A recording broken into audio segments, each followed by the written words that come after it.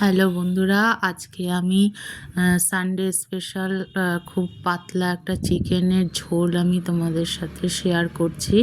তো দেখো, প্রথমে আমি চিকেনটাকে ভালো করে ধুয়ে নিয়েছি। তারপর চিকেনের মধ্যে নুন, হলুদ, পেঁয়াজ, আদা, কাঁচা লঙ্কা পেঁয়াজ পেস্ট দিয়ে, তারপরে একটু কাঁচা তেল দিয়ে, লেবুর রস দিয়ে এটাকে ভালো করে মেখে নেব।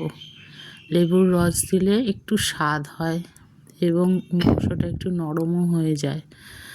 তো এবার দেখো, ভালো করে লেবুর রসটা দিয়ে আমি মেখে নেব।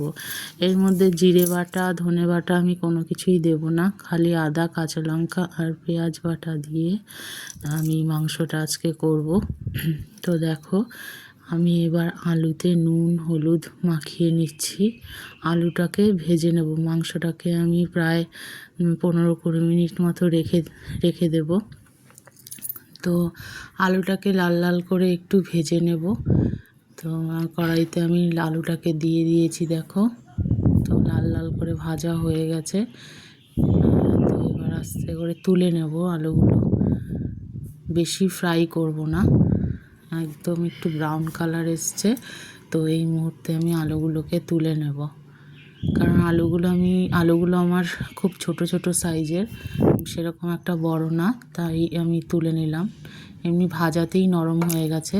তো এবার দেখো, আমি জিরে, তেজপাতা, শুকনো লঙ্কা তেলের মধ্যে ফোড়ন দিয়ে গরম মশলা দিয়ে ভেজে নিলাম। তো এবার পেঁয়াজটা দিয়ে দিলাম। তো পেঁয়াজটা দিয়ে আমি হালকা ব্রাউন করে ভেজে নেব। তো দেখো, হালকা ব্রাউন হয়ে এসছে। তো এবার আমি একটা গোটা রসুন, কে কে মাংসের মধ্যে গোটা রসুন খেতে ভালোবাসো আমাকে জানিও। তো আমি খুব ভালোবাসি। তো এবার আমি বাকি যে মশলাটা ছিল সেই মশলাটুকু দিয়ে ভালো করে কষিয়ে নেব।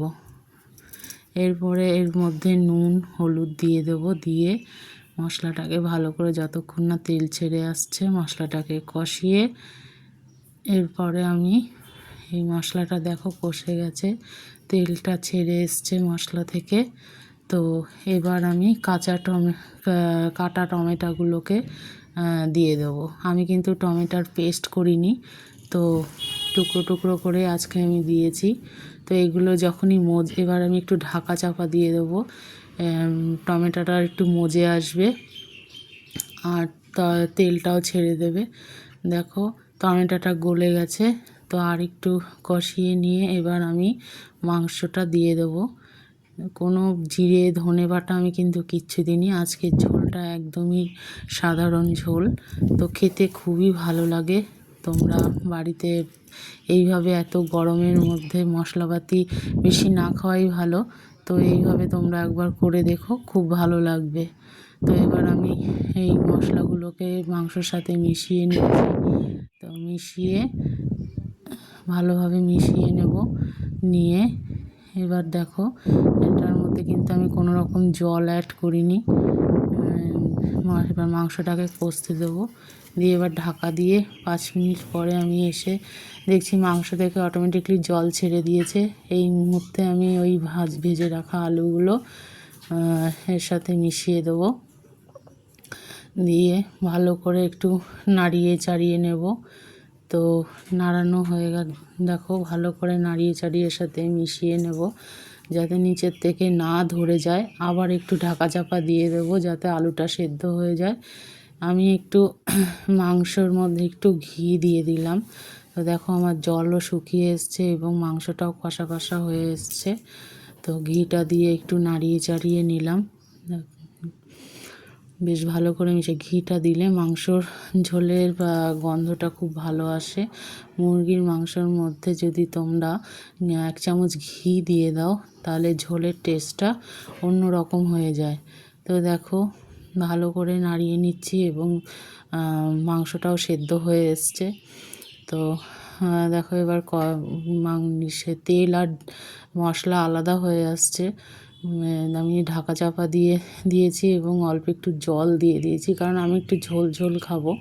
তো দেখো, ফুটে গেছে, এবার নামাবো। সেই মুহূর্তে আমি গরম মশলা দিয়ে দিলাম। গরম মশলা দিয়ে এবার আমি এটাকে আবার একটু ঢাকা দিয়ে দেবো। ঢাকা দিয়ে 2 মিনিট মতো রেখেই আমি এবার নামিয়ে নেব। দেখো ঝোলটা কত সুন্দর দেখতে হয়েছে। তো তোমাদের যদি এই রেসিপিটা ভালো লাগে তাহলে অবশ্যই লাইক, কমেন্ট, শেয়ার করো। আমার পাশে থেকো। দেখো কত সুন্দর হয়েছে দেখতে। তোমরা অবশ্যই বাড়িতে করে খেও। এই গরমে এই রকম কম বিনা মশলায়, খুব অল্প মশলায় করে খেয়েও খুব ভালো লাগবে। তো যা গরম পড়ছে, যদি এইভাবে পাতলা ঝোল যদি করে খাও দেখবে একটা অন্যরকমই স্বাদ। আমরা তো তেল মশলাওয়ালা ঝোল খাই, কিন্তু এইভাবে পাতলা ঝোল খেলে তোমাদের নিশ্চয়ই ভালো লাগবে।